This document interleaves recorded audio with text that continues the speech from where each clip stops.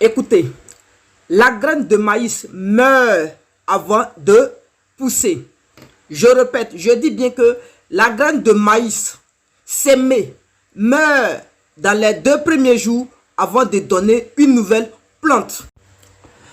C'est toi qui veux réussir dans l'entrepreneuriat, mais c'est toi qui ne veux pas souffrir. C'est toi qui veux avoir le succès, mais tu ne veux pas prendre de risques. C'est toi qui veux avoir le bonheur, mais tu n'aimes pas le malheur. Mais attends, si tu veux avoir le bonheur, ça veut dire que tu es dans le malheur. Si tu veux avoir de l'argent, ça veut dire que tu es pauvre. Une graine de maïs sémée meurt avant de donner une nouvelle plante. Et cette plante va donner plus de 1000 graines de maïs. Écoutez, cette plante va donner plus de 1000 graines de maïs. Mais la graine qui a été sémée, si cette graine était pourrie, gonflée, je vous affirme que ça n'allait pas donner de nouvelles plantes. Et ça n'allait pas donner aussi de nouvelles graines. Tout pour dire que la vie d'un être humain se résume par lui-même. Le voici, formateur et conférencier, apprendre les méthodes de production et de vente, devenir éleveur grâce à notre école de formation en élevage en ligne. La théorie avant tout. Va en formation professionnelle premier et tu deviendras un éleveur formidable grâce à sa compétence. Certains de mes amis me disent, Benjamin, je veux devenir comme toi. Ok, il n'y a pas de souci. Il va falloir que tu sacrifies ton temps. Arrête les amusements bêtes. Arrête de gaspiller ton temps. Le temps, c'est de l'argent. Comme le disent les Américains. The time is a money. Mais il me semble qu'ils sont beaucoup préoccupés par leur santé. On dirait que moi-même, je n'ai même pas de vie. Tu leur demandes de travailler trop, ils te disent non, et leur santé. De dormir peu, ils te parlent de leur santé. Non, la santé est meilleure, la santé avant tout. Ok, il n'y a pas de souci. Ou bien tu veux ta santé, ou bien tu ne veux pas ta santé. Je t'affirme que c'est très bien et c'est primordial d'aimer son corps humain. Mais il va arriver à un certain moment quand tu veux changer. Je dis bien quand tu veux changer, il faut te foutre de ta santé. C'est pourquoi j'ai pris au départ l'exemple de la graine de maïs. Que cette graine meurt avant de donner une nouvelle plante. Donc, mon frère, si tu veux devenir quelqu'un de formidable en matière financière demain, il va falloir que tu sacrifies d'abord ce que tu appelles la santé. La santé, c'est quoi? C'est parce que tu n'es pas habitué. Tu n'es pas habitué. Il faut bien écouter les sujets de motivation des grands entrepreneurs. Ils travaillent 24 heures sur 24. Et quand tu demandes aujourd'hui à quelqu'un de travailler 22 heures sur 24, il te dit non, insuffisant de dormir pendant les 2 heures. Ça va lui rendre malade. Ok, bref, je n'ai rien à dire à ce sujet. Vous savez, se lancer en affaires est l'un des plus grands risques que l'on peut prendre dans sa vie. Alors, maintenant, il va falloir que tu fasses le meilleur choix. Mais je t'affirme et n'oublie pas, le meilleur choix pour un homme dans la vie, c'est le risque. De prendre le risque. Le risque fait partie intégrante de la vie d'un entrepreneur. Quel que soit tout au début, en croissance ou lors d'une acquisition, on ne peut jamais y échapper. D'ailleurs, c'est ce fameux risque qui permet à certains de gagner gros et très gros dans la société d'aujourd'hui. Les entrepreneurs, par exemple, africains, ne font pas exception. Oui, tous ont pris d'immenses risques afin de réussir ce qu'ils sont devenus aujourd'hui. Le risque est le premier pas et plus grand obstacle pour l'entrepreneur. Parce que certains entrepreneurs étaient des fonctionnaires. Ils ont peur de quitter les emplois, de perdre un revenu stable ou de travailler fort et échouer. Le risque empêche des milliers d'entre nous de faire le grand saut dans l'entrepreneuriat. Je vous affirme que c'est le cas de plusieurs jeunes. Personnellement, j'ai une relation très amoureuse avec ce danger. Je reconnais que C'est en prenant des risques que l'on réussit. Mais je déteste le sentiment qu'il me procure. Et ce sentiment ressemble étrangement aux premiers amours. On a le cœur brisé. Vous savez, quand tu te lances dans l'entrepreneuriat, elle dit, lorsque le premier risque passe là, tu as le cœur brisé. Certaines fois, tu vas faire preuve même de la justice. Oui, on a le cœur brisé. Je le répète encore. Les mains sont moites. Des papillons dans le ventre. Rien n'est plus incertain que le futur immédiat. Il faut penser à demain et non aujourd'hui. L'entrepreneuriat, ça ne donne pas aujourd'hui. Ce n'est que le début. Imagine.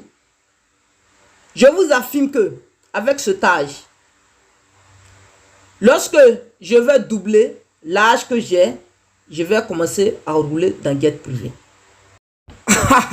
Ça fait rire. Certaines personnes disent, hey, il dit non, il se lance là. Mes frères, mes soeurs, je ne suis pas en train de plaisanter. Qui veut, peut. Celui qui ne veut pas, ne peut pas. Je sais où je vais, ma direction ou rien. Je suis sûr qu'un jour, je vais acheter un jet privé. Et j'ai besoin d'un jet privé. C'est pour ça, je ne fais pas d'abord le tour du monde. Je vois certains entrepreneurs, ils prennent des avions, première classe, classe économique. Ils viennent, ils disent non, ils ont fait le tour du monde. Moi, c'est petit. C'est petit. Je vais faire le tour du monde dans mon propre avion. Pas dans les avions des autres. Pour dire non que je suis entrepreneur, j'ai gagné. Non, non, non, non. Je vais faire le tour du monde dans mon avion. Je dis bien dans mon avion. Je vais acheter mon jet privé avant de commencer à aller au Ghana, aller au Burkina, aller au Congo, aller en Europe. Parce que je sais, j'ai la foi en moi. Et je vais vous dire, une fois que cette décision est prise, un immense poids disparaît tout d'un coup de nos épaules. La décision est prise. Je ne dois plus reculer. Maintenant, il ne reste plus qu'à espérer avoir fait le bon choix. C'est pourquoi, ne te lance pas un défi, cher frère. Ne te lance pas un défi, chère soeur. Tu vas rester là. Lancez-vous dès maintenant le plus gros défi du monde, malgré ce que l'on pourrait penser. Parce que certaines personnes vont dire non, me lancer dans la production, comment on appelle ça, de certaines choses. Et si demain ça ne marche pas, ou bien comme ça, les gens vont commencer à piailler sur moi, d'autres vont me traduire à la justice. Fait, écoutez, entreprendre, c'est travailler avec certaines personnes. Même quand on dit non, préparer à les donner à quelqu'un en vendant les nourritures. Quelqu'un peut manger tout de suite et puis il va venir te dire non, j'ai mal au ventre, tu m'as empoisonné. C'est un grand risque. Tu peux faire face à une prison. C'est pour dire que partout, il y a le plus grand risque. Partout, il y a le risque. Donc, la seule chose qui compte maintenant, c'est ta connaissance dans le domaine dans lequel tu veux prendre le risque. Parce qu'au contraire, cette décision est très facile à prendre, mais je n'ai rien à perdre. C'est bien. Comme si tu n'as rien à perdre. Rassure-toi que tu vas tout gagner. Mais en partant sur la croissance, que les vrais risques appartiennent. Sans une croissance, les vrais risques n'appartiennent pas. Vous pensez que vous allez dire non, peut-être je vais me lancer dans la vente des parfums et puis dormir dans sa maison, avoir 2 bouteilles de parfum pour dire non, je vends des parfums. Jamais de la vie. Il faut faire grandir ta communauté. Bref, avec des stratégies bien préparées pour se lancer dans l'entrepreneuriat. Par exemple, vous savez, plus on croit, plus on risque. On ne se retrouve plus avec une simple idée en tête. On a maintenant quelque chose à perdre. Attention, mais il y a le bon et le mauvais risque. Avec le temps, tu vas apprendre que le risque, tout comme le risque que toi, tu as décidé de prendre, se consomme avec une modération. Consomme ton risque avec une modération. Sinon, mon frère, tu ne peux pas. Qui ne risque rien n'a jamais rien. Je reprends. Qui ne risque rien n'a jamais rien. Est-ce que tu vas perdre? Non, tu ne vas pas risquer ta vie pour perdre. C'est un combat, tu vas gagner à tous les coups.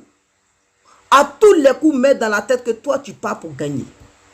Le monde des affaires déteste l'improvisation et le risque de s'échapper.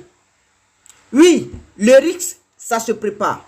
On ne se lance pas un nouveau produit et l'on ne s'attaque pas à un nouveau marché. Dès que tu lances un nouveau produit, c'est que tu es sur un nouveau marché. Celui qui va me dire qu'il peut lancer un produit sans un marché, je lui dirai que c'est un voleur. C'est un voleur. Parce que sans avoir préparé un plan d'attaque au préalable, il est primordial de prendre des risques réfléchis. Ça veut dire que tu paies. Voilà, prendre des risques réfléchis, chez moi, tu paies. D'ailleurs, je m'amuse. Il n'y a pas de risque positif ni risque négatif. Tout est bon pour le risque. Risque positif sans S, risque négatif sans S, les deux font un seul X. Donc, les deux risques équivaut à une alimentation parfaite. C'est comme la pile. La pile a besoin d'une bonne négative et d'une bonne positive pour s'alimenter. Si on a les deux bonnes plus, la pile va pas, l'ampoule qui est branchée sur la pile va pas s'allumer.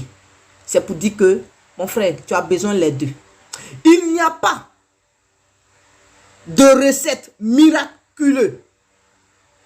Pas de manière de l'éviter. Le risque est là pour rester. Si tu veux là, faut pas prendre le risque. Hein. Déjà, refuser de prendre le risque là, c'est un choix. C'est un choix. Mais demain là, ce choix là, peut-être, ou bien c'est toi qui vas le regretter, ou bien ce sont les autres qui vont le regretter.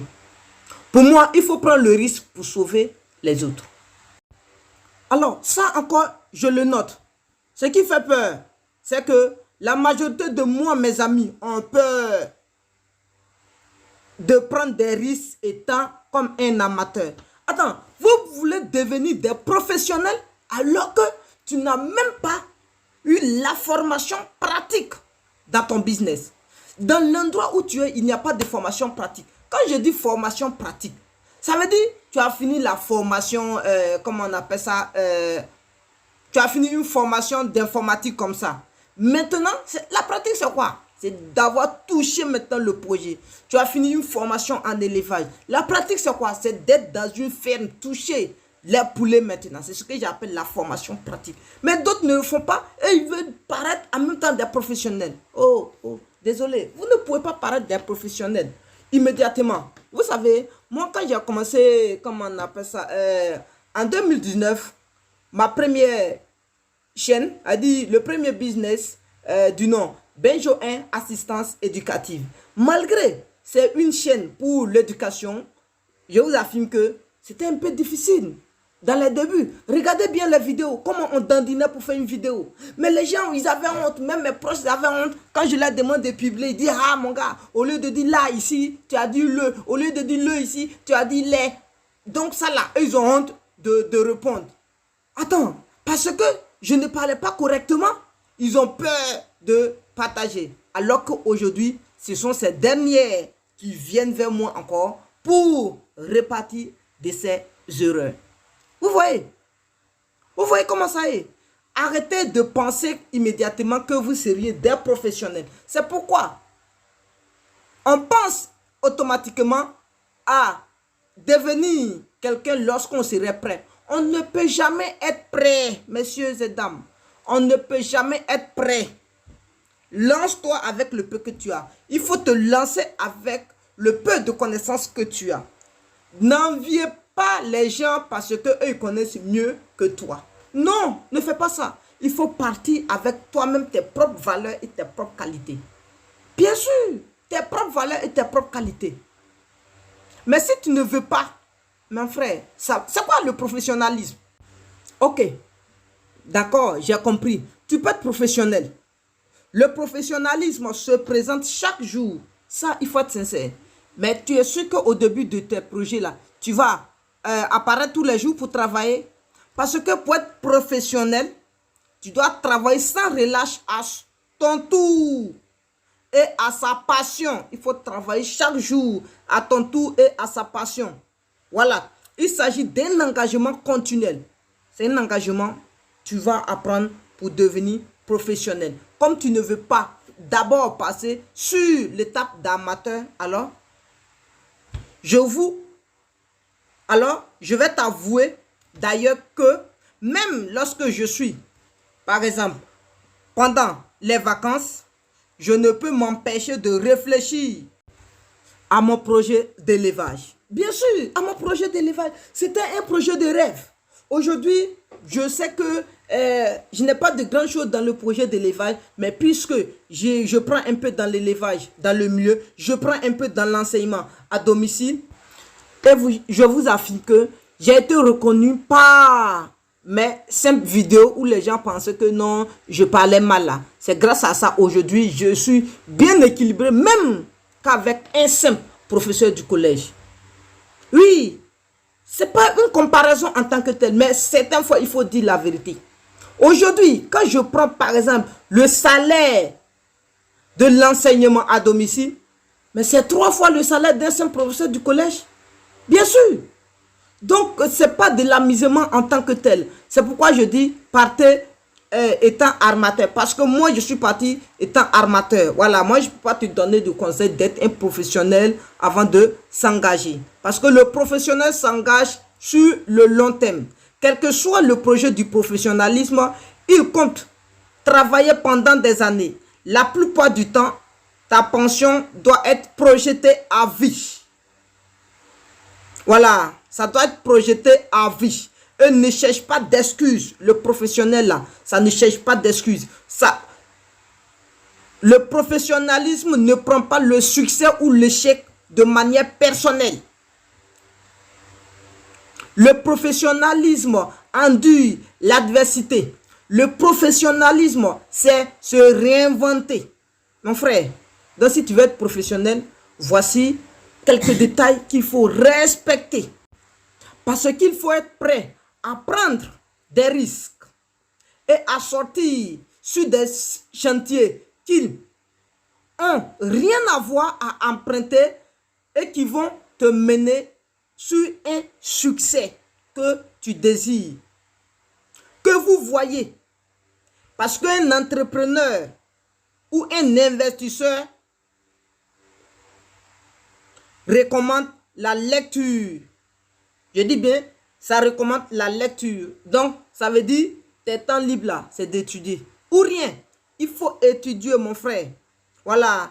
Personne ne fera de vous une version ou encore une meilleure de ce que vous êtes. C'est vous-même. Et si tu n'es pas un investisseur, tu peux devenir un investisseur si tu pars d'un amateur. Mais si tu veux partir d'un professionnel, tu ne vas jamais devenir un investisseur. Parce que tu sais, un professionnel, tu deviens orgueilleux automatiquement. Parce que tu ne vas jamais apprendre de tes erreurs. Oui, tu ne vas jamais apprendre. Celui qui va partir d'amateur et devenir professionnel va encore penser à dépasser cette étape pour devenir un bon investisseur. Mais celui qui est professionnel va rester dedans. Il ne sait rien arranger. Voilà. Parce que pour lui, il est professionnel. Non, non, non, non. Ça n'importe pas, mon frère. Il faut être un pro et ne cherche pas d'excuses lorsque ta performance n'est pas à la hauteur. Il faut accepter l'échec et le voir comme une façon d'apprendre de ses erreurs et de s'améliorer. Tu sais, moi-même là, je condamne l'échec. Voilà, il y a une vidéo, il faut aller écouter ça la fois dernière. J'ai dit l'échec n'existe pas. Seulement que les gens nous font peur, que non, l'échec, comme on appelle ça, c'est une réalité de l'entrepreneuriat. Écoute, ici là, tu peux partir sans échouer. Parce que si tu t'es sacrifié pour chercher ton argent pour entrer dans le milieu d'entrepreneuriat, mon frère, tu ne vas pas échouer. Mais si tu n'as rien fait de bon pour trouver l'argent pour dire tu vas entreprendre là, tu vas échouer. Parce que tu ne connaîtras pas la valeur de ce qu'on appelle l'argent. Tu ne connaîtras pas la valeur de faire fructifier l'argent. Mais celui qui va aller chercher son argent avec sa propre sueur pour venir investir là, voilà bébé, il ne va pas échouer. Il ne va pas échouer, il va partir à tous les coups. il va, avant d'enlever 5 francs, il doit savoir où ça doit rentrer. Avant d'enlever 10 000, il doit savoir où ça va partir. Vous pensez que Bill Gates, il a joué avant d'inventer, par exemple, aujourd'hui, ce que vous appelez ordinateur là? Vous n'avez pas suivi son histoire réelle? Mais si, moi je vous affirme qu'il dit dans certains de ses discours, peut-être qu'il a échoué, je mets en cause une doute. Sincèrement dit, je mettrai en cause une doute. Voilà, parce que moi je ne suis pas tout à fait d'accord. C'est vrai que le succès ne viendra pas nécessairement à ton premier essai. Mais cela ne veut pas dire que tu as échoué. Non, tu n'as pas échoué. Voilà. Il devra probablement en faire plusieurs fois et attendre des années, voire même des décennies, comme le disent certaines personnes, avant de connaître le succès. Actuellement où nous sommes, moi je ne suis pas encore dans le succès, mais je pense que quand j'aurai le double de mon âge, je saurai ce que l'on va appeler le succès. Dans mon jet privé, je saurai. Le jour où moi je vais avoir l'argent pour acheter mon jet privé là, je vais dire que je connais vraiment ce que l'homme appelle le succès. Voilà. Regardez, regardez. Certaines personnes sont là et disent, hey, toi tu penses que tu vas acheter un avion. Toi tu penses, hey, c'est ton affaire. Moi là, moi je dis, je vais acheter mon avion. Voilà. Moi je vais acheter, moi. Si tu veux là, il faut être, comment on appelle ça? Non, le contrat de optimisme là, je sais pas, il faut être quelque chose de négatif là-bas. Moi là, je suis positif à moi. Moi, je dis, quand j'aurai le double de mon âge, moi je vais acheter mon avion. Voilà, sans débat, parce que c'est ma vision. Ma vision. Pour cela, je dois préparer cette passion dans une bonne marmite. Voilà, je dois me préparer. Ça, j'appelle une passion. Ça doit se préparer. Quel que soit mon projet, y compris mon travail pendant des années, la plupart du temps, je dois penser à mes rêves. Chaque jour que Dieu fait, avant de me réveiller sur le lit, je dois d'abord penser que mon objectif est clair. Celui d'acheter mon jet privé avant de faire le tour du monde avec ma famille. Dans le jet privé là, j'aurai la place comment on appelle, de mes enfants, ma femme, de tout. Voilà, je suis dedans. Quand je dis non, je vais faire le tour du monde, c'est avec toute ma famille. Ça veut dire, voilà, maison en haut. Je me déplace avec ma maison. Où je dors là, devant l'hôtel là, ils m'ont garé, chose, avion là-bas. Parce que notre période là, quand ça va arriver là, pour nous là, d'ici ils vont dire 20 ans encore là, vous allez voir que devant les hôtels même là, ils vont mettre même les parkings des avions. Oh, ne croyez pas, hein? Ne croyez pas en ce que je suis en train de dire. Ils vont mettre les parkings des avions devant les hôtels. Regardez seulement. Actuellement, vous ne voyez pas qui vous a dit non que, comment on appelle ça, en 2021, là, vous pouvez rester là-bas et puis me voir en direct comme ça. Si quelqu'un vous avait dit ça en 1999, tu l'aurais cru? Dis-moi. En 1999, si quelqu'un te dit non, un jour, ton frère serait aux États-Unis, tu vas l'appeler en direct, vous allez vous voir. Si quelqu'un te disait ça en 1999, est-ce que tu vas dire oui, c'est vrai, ça va arriver en Afrique, on va voir ça?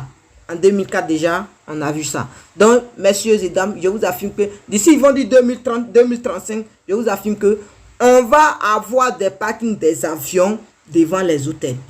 Voilà. Même devant, comment on appelle, résidences, comment on appelle ça, privées de certains hommes politiques, leaders et de certains entrepreneurs, hommes d'affaires. Vous allez voir que dans les coups là, bientôt là, vous allez voir qu'il y aura des parkings des avions. C'est moi qui vous parle. Vous pensez qu'ils vont venir avec les avions pour aller garer à l'aéroport de Félix Houphouët-Boigny ou bien? Non, non, non, non. Ils auront eux-mêmes leur propre avion. C'est moi qui vous parle, mes frères. C'est moi qui vous parle, mes soeurs. Donc, chers frères, chères soeurs, une fois de plus encore, battons-nous. Crapahutez. S'il faut se déshabiller pour travailler, pour avoir son bonheur, il faut se déshabiller. S'il faut se déshabiller pour traverser le marché, pour avoir son bonheur, il faut se déshabiller pour traverser le marché. Mais en travaillant, je ne vous ai pas dit d'aller faire des médicaments, être fou pour traverser le marché. C'est pas ce que je suis en train de dire. Voilà. On a vu Cristiano. Certaines fois, quand il marque des buts, là, il enlève son tricot. Stade là. Tous ceux qui voient ces choses-là, comme ces saints, tout là, tous ceux qui sont là, ce sont des milliers du monde entier qui le voient. Dans un marché là, c'est seulement bon, quelques, comment on appelle ça, quelques centaines de personnes. Voilà, donc c'est pas un problème. Parce que si tu fais un travail vraiment, comme tu le dis, professionnel, il faut te dire que chaque jour tu dois te présenter. Voilà, si tu veux devenir professionnel, oui, c'est ce que je lui ai dit. Si tu veux devenir professionnel, dis-toi que chaque jour tu dois travailler sans relâche. Et il faut avoir aussi comment on appelle ça, du temps pour se relaxer en lisant beaucoup. Voilà, en lisant beaucoup. Il faut avoir aussi un engagement. Voilà, il faut arriver à se décider soi-même. On ne laisse pas tous les jours les gens décider à nos places. Certaines fois, il faut prendre toi-même tes propres risques. Certaines fois, il faut arriver à donner des ordres. Certaines fois, il faut arriver à faire fuir certaines personnes quand il le faut. Il ne faut pas avoir peur de déclarer la guerre pour avoir la paix.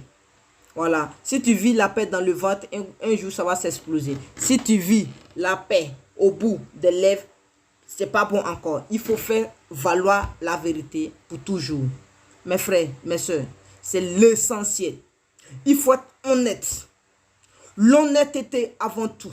Et n'arrête pas de te lancer toi-même un défi. Les autres peuvent ne pas t'apprécier.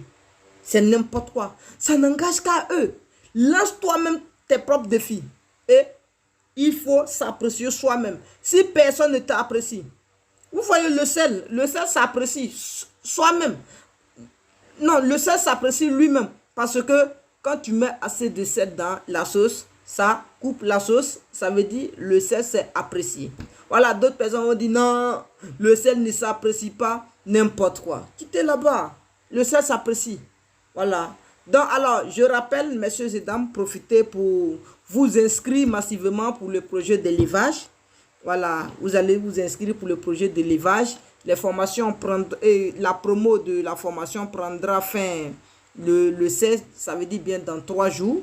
Voilà, donc profitez pour vous informer dans la formation d'élevage de poulet de chair, poules pondeuses, pintades, dindons, poissons, porc, etc. Voilà. Je vous salue énormément et je salue tout le monde. Une fois de plus, abonnez-vous et merci à vous.